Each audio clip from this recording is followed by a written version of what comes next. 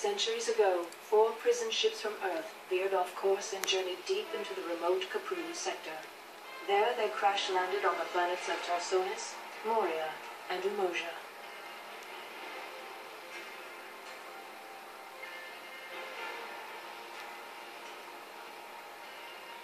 Cut off from Earth, the survivors established colonies throughout the sector. The largest, Tarsonis, was founded by a powerful yet increasingly oppressive government called the Confederacy.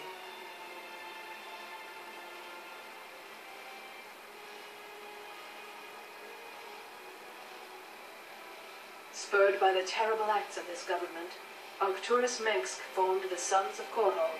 This rebel army fought to overthrow the Confederacy and liberate the Capru sector.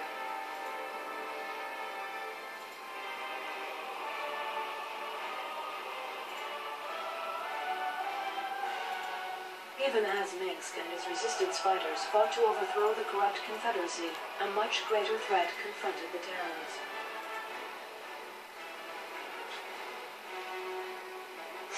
Fucking snel houden.